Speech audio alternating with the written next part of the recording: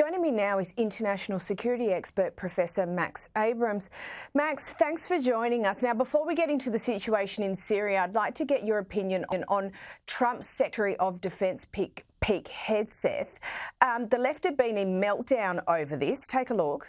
I have grave concerns about Pete Hegseth as Secretary of Defense. He is wholly unqualified for it. This is overseeing the entire U.S. military, the personnel population under it, the families, the dependents. That is not someone who should be there. And then add to it the moral failings. These are roles where you put people in them who the force can look up to, who they can admire, people who have family values. This should be disqualifying, and I actually think the Senate has very real concerns about Hegseth. But Trump, he stands by his pick. Do you still have confidence in Pete Hegseth? Yes, I do. I really do. He's a very smart guy. I've known him through Fox, but I've known him for a long time. And he's basically a military guy. I mean, every time I talk to him, all he wants to talk about is the military. He's a military guy. I used to kid him about it. I didn't think we'd be in this position where he may be, hopefully will be Secretary of Defense. But every time I was with him, he was fighting for soldiers where he said some soldier was unjustly put in prison because they were really doing what they were taught to do in some cases. So, yeah, I think he's going to do fine.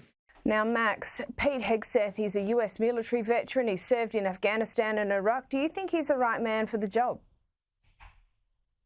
I think that Trump picked him for a reason. It's not at all surprising that his critics on the left who criticize everything will criticize this choice as well. When you look at what the criticisms are, they're extremely trivial, frankly. You know, that he had a drink at 10 a.m. on St. Patrick's Day or whatever it is. There are unconfirmed allegations of impropriety with women as evidence. They put forward an email from his mother, who now says that the email doesn't accurately reflect her views and that she's sorry that she wrote it and it's being misconstrued. These are not substantive critiques of his ability to lead the Pentagon. The reason why he's chosen is because he's seen as a good spokesperson for Donald Trump's military views.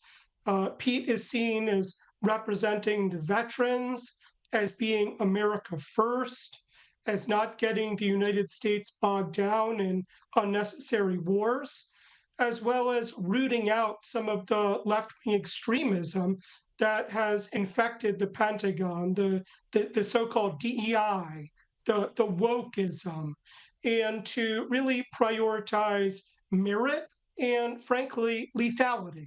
So I think that Trump is going to stick with Pete, and I expect the appointment through. And look, let's be honest, if sparkly, perfect family values was a requirement, you'd probably be emptying out half of Washington. It wouldn't just be Pete Hegseth. Now, just on Trump, and a new poll has recently revealed that Canadians seem to approve of Trump over their Prime Minister, Justin Trudeau. Can you explain this polling data to us? I mean, let's be honest, Canada is a mess. Whenever there's a story about Canada, it's almost never good. It seems like every night or several times a week, I'm looking at, it looks like the Gaza Strip there. There's violence, there's extremism.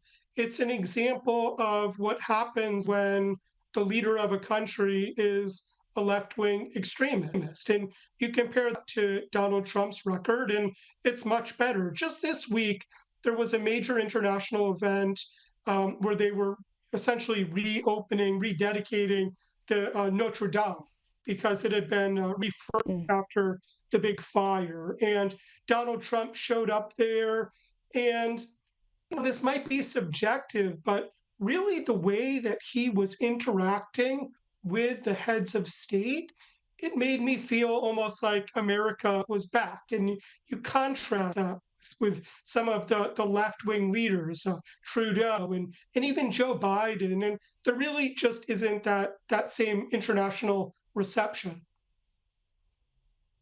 Yeah, the gravitas that goes along with it.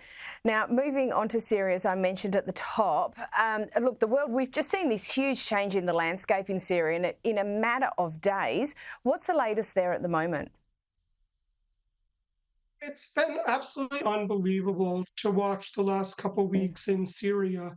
Remember, there was an enormous war that happened between Assad and all of these Islamist rebels, and it went on for years, and there were hundreds of thousands of deaths and hundreds of thousands, even more, of millions of displaced people.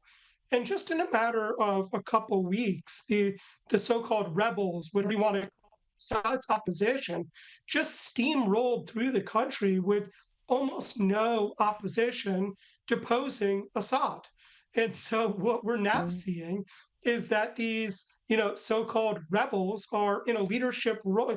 They are now the government, in a way reminiscent of what happened in Afghanistan, where the Taliban was in the opposition.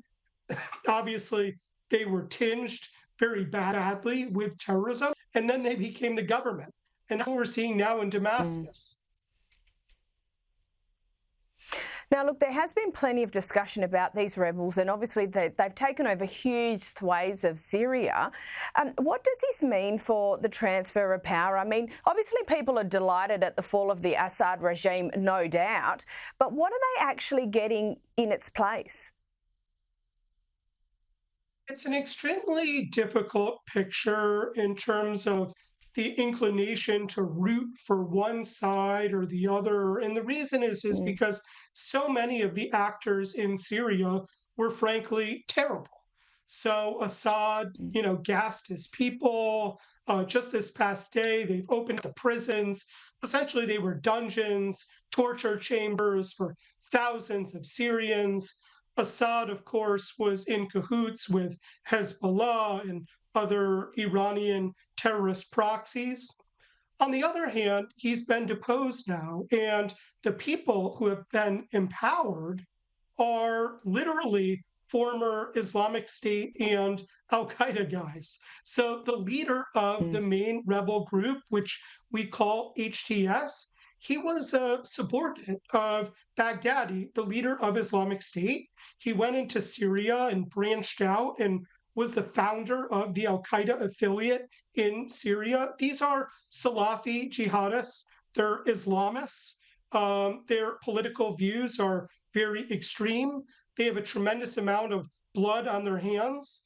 And now the leadership is saying all the right things. They're saying that today is a different day, that they understand the urgency of moderation, that they want to preside over the entire country, and they're not going to pursue the minorities, and they are eschewing terrorism, and they want to be removed from being designated as a terrorist group. So the leadership is savvy. Whether or not it's actually predictive of their behavior remains to be seen. Personally, I think that we're in a period of elevated international terrorism risk. One of the things Assad used to do in Syria, in addition to completely mistreating his population and sometimes killing them, is that the Syrian Arab army would actually confront Islamic State.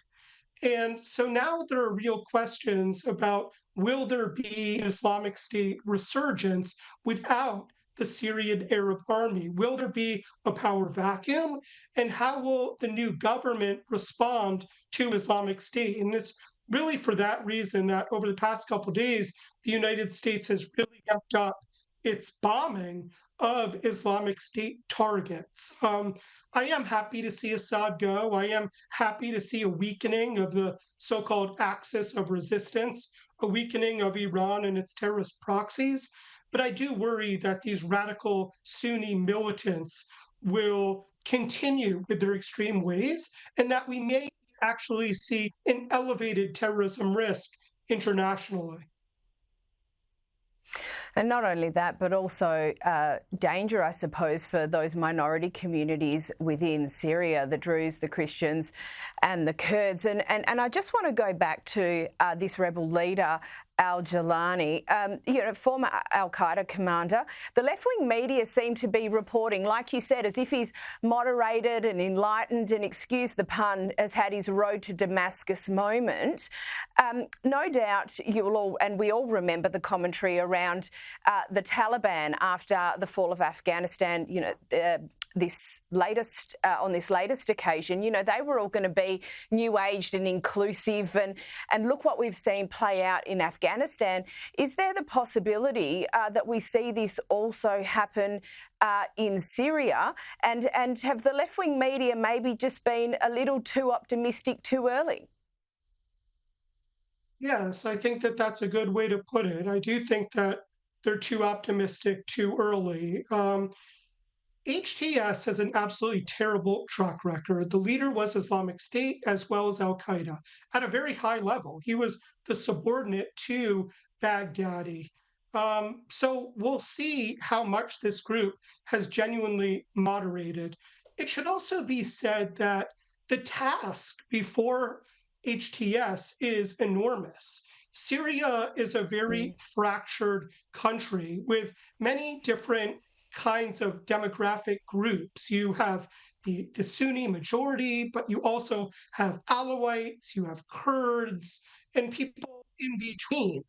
And Syria is not a country with a tradition historically of democracy, certainly not liberal democracy. And so I really don't expect things to go that smoothly for this new government. I will be surprised if the government is able to, even provide basic services into the future. I will be surprised if these groups, are not victimized.